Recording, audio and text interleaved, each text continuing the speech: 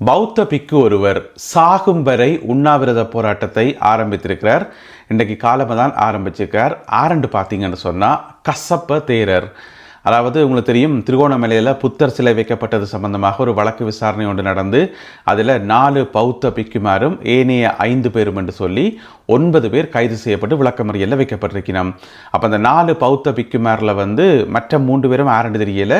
ஒரு ஆள் எங்கள் எல்லாருக்கும் நன்கு தெரிந்த ஒரு ஆள், அவர் தான் கசப்ப தேரர். இவர் எப்படிப்பட்டவர் என்று சொன்னால், ஞானசார தேரர் இருக்கார் தானே, அவருடைய ஒரு ஃபோட்டோ காப்பி என்று சொல்லலாம். அதாவது நாட்டில் இருக்கக்கூடிய சிறுபான்மையின மக்களுக்கு எதிராக ஏதாவது கதைக்கணும்னு சொன்னால், ஆதரவாக இல்லை எதிராக ஏதாவது கதைக்கணும்னு சொன்னால் முன்னுக்கு நிற்கக்கூடியவர் தான் இந்த கசப்ப தேரர். எனவே அவர் கைது செய்யப்பட்டது அவருக்கே பயங்கர அதிர்ச்சியாக தான் இருந்திருக்கும். தண்ணியெல்லாம் யாரும் தொடவே முடியான்னு சொல்லி நினச்சி கொண்டிருப்பார் போகிறதுக்கு. இப்போ ஆளை பிடிச்சி ஜெயிலுக்குள்ளே போட்டாச்சு தானே. அதனால் இன்றைக்கு காலை மேலே இருந்து உண்ணாவிரத போராட்டமாம், அதுவும் சாகும் வரைக்குமான உண்ணாவிரத போராட்டத்தை ஆரம்பிச்சுக்காராம். இன்றைக்கு காலை உணவு சாப்பிடலையாம், அதே நேரம் மத்தியான உணவும் சாப்பிடலையாம். உண்ணாவிரத போராட்டம் தீவிரமாக நடந்து கொண்டிருக்காம். எனவே எப்படியோ சாகும் வரைக்கும் எல்லாம் உண்ணாவிரத போராட்டம் இருக்கவே மாட்டார். கடைசி வரைக்கும் எப்படியும் அது இடையில நிறுத்தப்படும். அது எல்லாருக்கும் தெரிஞ்ச விஷயம்தான். இருந்த போதிலும் கூட சிறைச்சாலைக்குள்ள இப்படியான ஒரு போராட்டத்தை ஆரம்பித்திருக்கிறார். அவற்றை முழு பேர் பார்த்தீங்கன்னு சொன்னா வனவாசி பலாங்கொட கசப்ப தேரர்.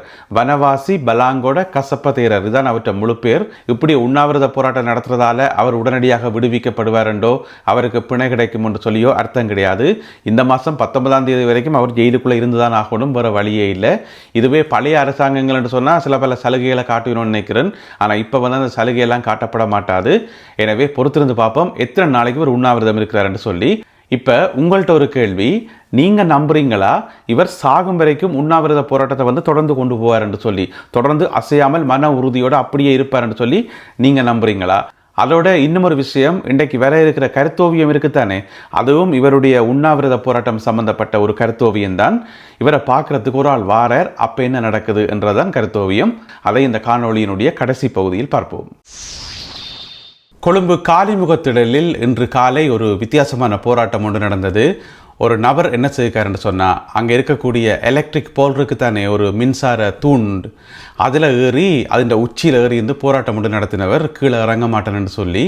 அப்போ உடனடியாக அந்த பகுதியில் இந்த மக்கள் பதட்டமாகி போலீஸுக்கு கால் பண்ணி போலீஸ் எல்லாம் ஆம்புலன்ஸ் எல்லாம் கொண்டு பிறகு அந்த போலீஸார் அந்த கிரேன் இருக்குது தானே, அந்த கிரேன் மாதிரி ஒன்றில் ஏறி போய் இப்போ இந்த அவரோட பேச்சுவார்த்தை நடத்தி அந்த 2-3 போலீஸ் ஆஃபீஸர்ஸ் ஏறி போய் நம்ம மேலே அவர் சொல்லி கொண்டிருக்கார், நான் இல்லை குதிக்க போகிறேன்னு சொல்லி. அப்புறம் இந்த மாதிரி மாறி மாறி பேச்சுவார்த்தை நடத்தி கடைசியாக ஒரு மாதிரி பத்திரமாக அவர் கீழே இறக்கப்பட்டிருக்கார். இந்த சம்பவத்தில் ஏன் இந்த போராட்டத்தில் அவர் ஈடுபட்டவர் என்று சொன்னால், களனி போலீஸார் இருக்கார்கள் தானே, அவர்கள் சரியான முறையில் நடந்து கொள்ளல, நியாயமாக நடந்து கொள்ளல என்று சொல்லி அவர்களுக்கு ஒரு எதிர்ப்பு காட்டும் விதமாகத்தான் இந்த போராட்டத்தில் தான் ஈடுபட்டதாக அவர் குறிப்பிட்டிருக்கார். இப்போ என்ன பிரச்சனைன்னு சொன்னால், களனி போலீஸில் இவருக்கு ஏதோ கேஸ் இருக்கும் போல இருக்கு.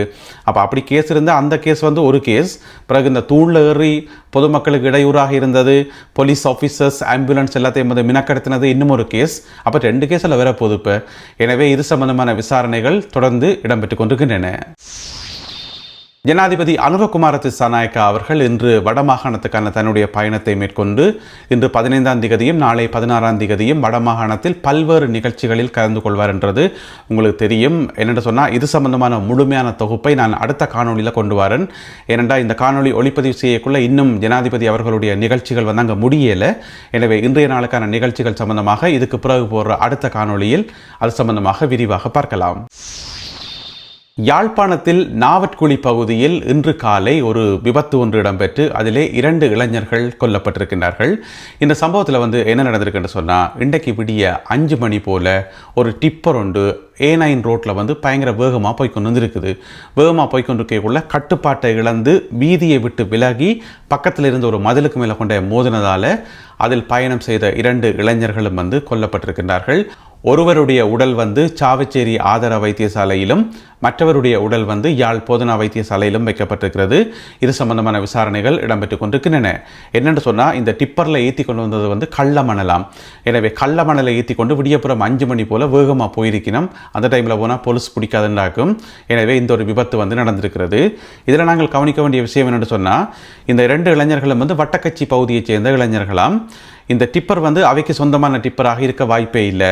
இவியல் கள்ள மணல் ஏற்றினது வந்து தங்களுக்காக ஏற்றிருக்கிறதுக்கான வாய்ப்பு இல்லவே இல்லை. இவியலுக்கு வந்து ஒரு முதலாளி வந்து இங்கே ஒரு இடத்துல இருக்கிறார். அந்த முதலாளி வந்து விடிய 5 மணிக்கு முழிச்சிருப்பாரா? இல்லை, அவர் நல்ல நித்திரையாக கிடந்திருப்பார். அவருக்கு இருண்ட விடிஞ்ச தெரிஞ்சிருக்காது. எனவே யாரோ ஒரு ஆளுக்காக வேலை செய்ய போய், யாரோ ஒரு ஆளுக்காக கள்ள வேலை செய்ய போய் கடைசியாக தங்கட உயிரை வந்து விட்டிருக்கிறார்கள் இந்த 2 வட்டக்கட்சி இளைஞர்களும். என்னென்னு சொன்னால், சிலவுல முதலாளி சொல்லியிருப்பார் போடக்கு, நீங்கள் கள்ள மணலை ஏற்றி கொண்டு போங்க, போலீஸ் பிடிச்சா நான் பார்த்துக்கொள்கிறேன்னு சொல்லியிருப்பார் போடக்கு. ஓகே, போலீஸ் பிடிச்சா அவர் பார்த்துக்கொள்ளலாம், அது வேறு பிரச்சனை.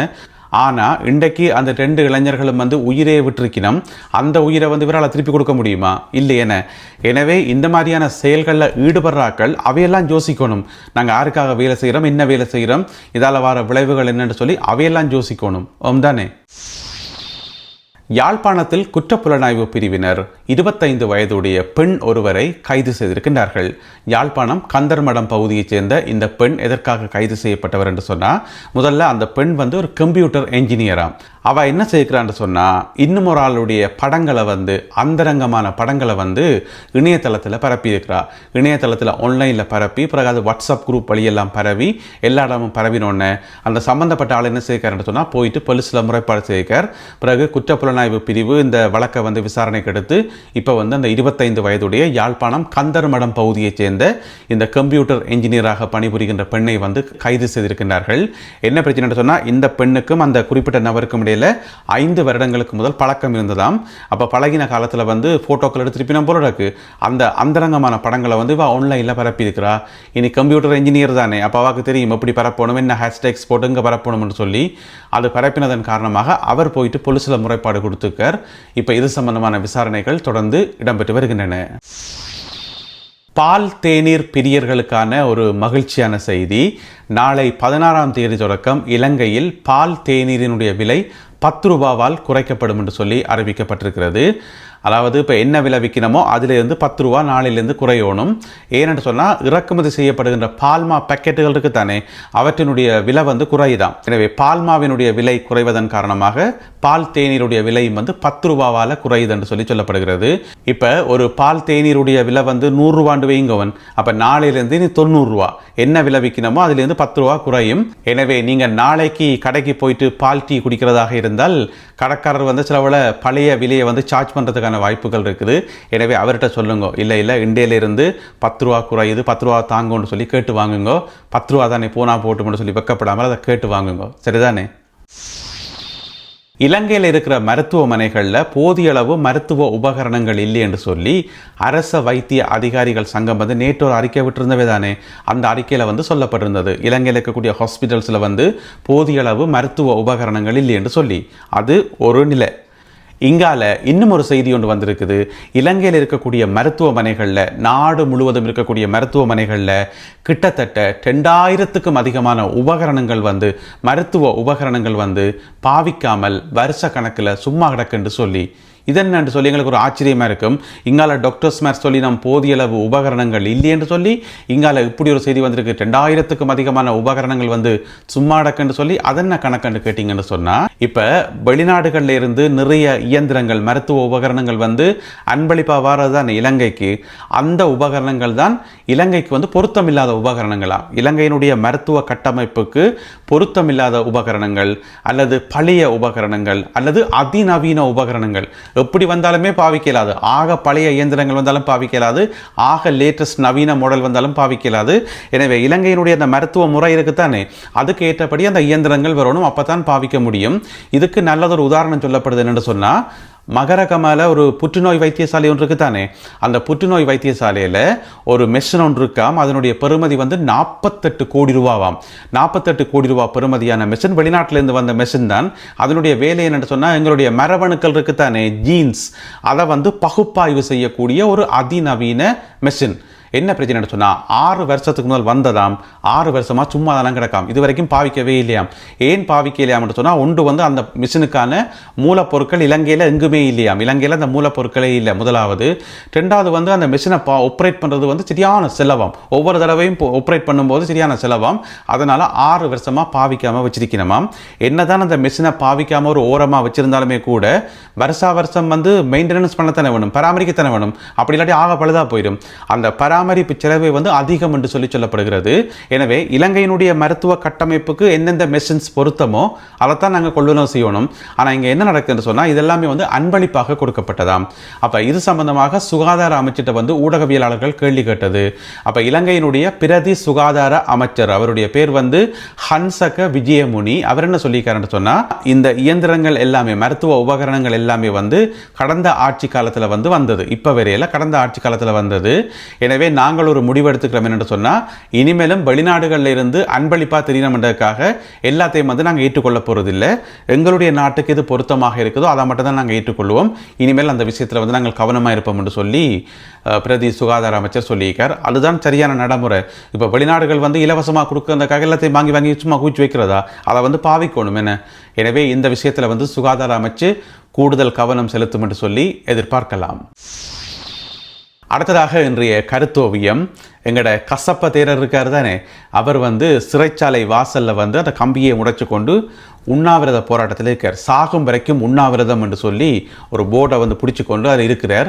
எப்படியும் சாகும் வரைக்கும் இருக்க மாட்டார், அது பொய்க்காத இருந்தாலும் அப்படி ஒரு போர்டை பிடிச்சி கொண்டு இருக்கிறார். அங்கால பார்த்தீங்கன்னு சொன்னால் விமல் வீரவன்ச இருக்கார் தானே, அவர் வந்து ஒரு டிராக்டரில் நிறைய இளநீ எல்லாத்தையும் ஏற்றி கொண்டு இளநீ கோம்பி எல்லாத்தையும் கொண்டு அடிச்சு பிடிச்சி கொண்டு வாரார்.